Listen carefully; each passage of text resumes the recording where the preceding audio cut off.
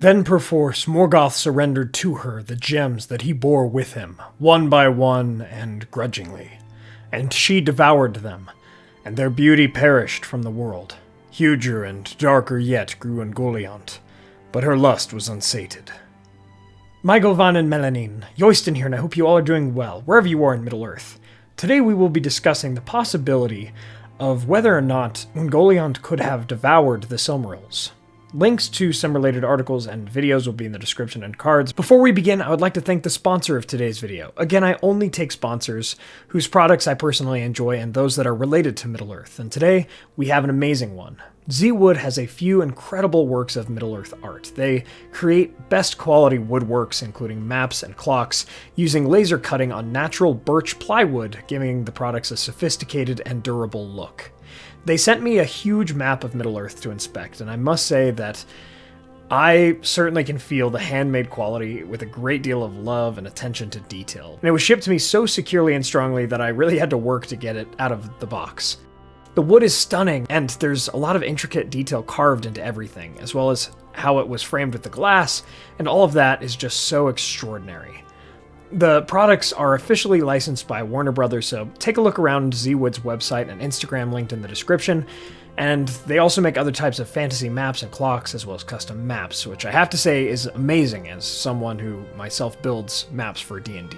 This is a wonderful gift that is sure to put a smile on any Tolkien fan's face. So please check them out, and when you order, use the code YOISTIN15 now through late September of the year for 15% off, which also helps the channel. However, there's also a Father's Day sale going on right now. My coupon won't work with it, but once that sale's done, my coupon will keep going for the next few months. So a huge thanks to Z-Wood once more. Now on to the video. Thank you all so much for joining me today. Let's begin our tale. The idea of today's topic comes from the early part of the Silmarillion, when Melkor was giving up many of the great gems of Formenos, the home of Feanor, to Ungoliant, as they had bargained. With every gem devoured, for every ounce of beauty lost to the world, Ungoliant grew larger and more fierce. Finally, the last gems were actually withheld from her, and these were the Silmarils. And though they burned Melkor's hand, for reasons we will get into in a bit, he withheld these from Ungoliant, though she demanded them. They turned against one another, and it was the Balrogs that freed Melkor, the fire of their whips staying the encroaching webs and nets of the great spider. She fled south and would not really come into the narrative again herself. Now the question arises, if Ungoliant had taken the Silmarils from Melkor and attempted to devour them, could she have actually eaten them? Or, like Melkor's hand, would they have burned her and overpowered her? To understand all of this, let's break down a few different pieces of lore. To begin, we don't really know what Ungoliant truly was. It seems unlikely that she was a Maya, and was certainly not a Vala, though perhaps, since she still came from beyond Arda, was some sort of Ainu, one of many who had sung the world into existence, who had become incarnate as a spider. Yet if the Silmarils still burned and withered the hand of the Dark Lord Melkor, one who was certainly of the Ainur, and was formerly a Vala, the most powerful of all of them, in fact, because Varda, the queen of the Valar, had hallowed the Silmarils so that no mortal hands or hands unclean could touch them without feeling their cleansing light, it is strange that Ungoliant could have even matched him. However, we see later in the Silmarillion that Beren was not notably scarred or wounded by the Silmaril, and the reason why seems to be that his fate, or doom rather, was greater than many things, including the will and power of Melian the Maya, which kept forces of evil and mortals out of Doriath. And so it is possible that Beren was also protected from that sorcery upon the Silmarils for the same reason.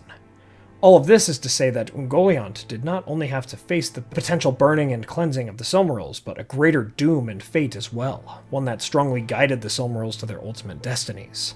Therefore, if this great creature of pure darkness and malice did attempt to devour a Silmaril, it seems quite likely to me that, while it would seem that an unstoppable, ever-consuming force Ungoliant would meet the magnificent and impeccable Silmarils, I do believe the Silmarils would have won out in the end, and their light would have slain her, not simply because they were hallowed, but because there was a greater fate at play, a more important doom, one that concerned the destinies of all in Arda at work with the Silmarils, and so they could not have been eaten there, not by her.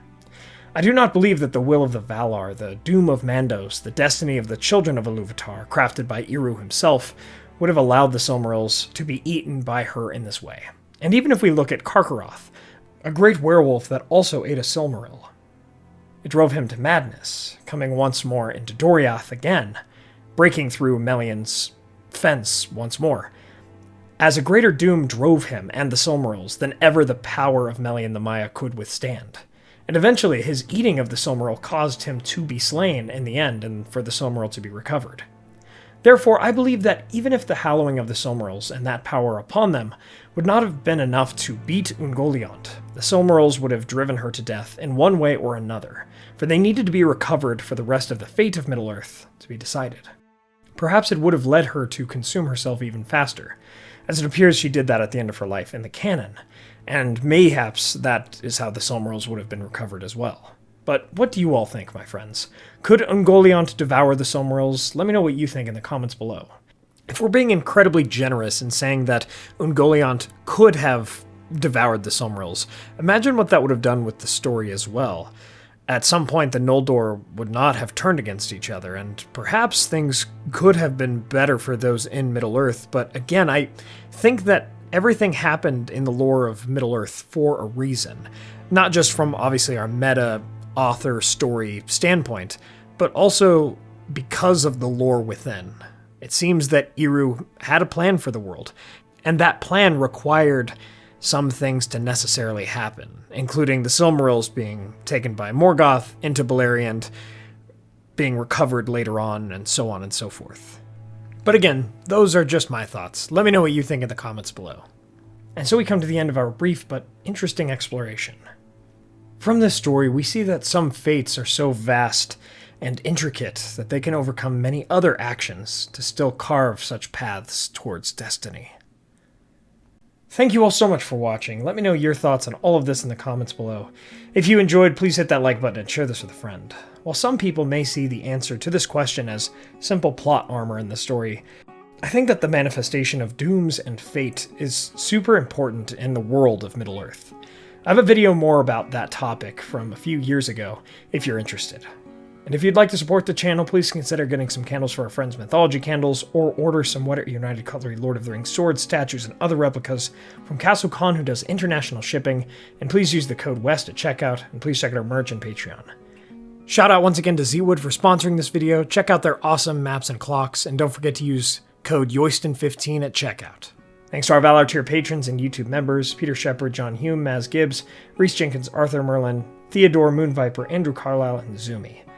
Thank you all so much to our patrons and YouTube members. Please subscribe and hit that bell button to join the Men of the West and all of the free peoples today. And I'll see you all again next week with a video on what happened during the hunt for Gollum.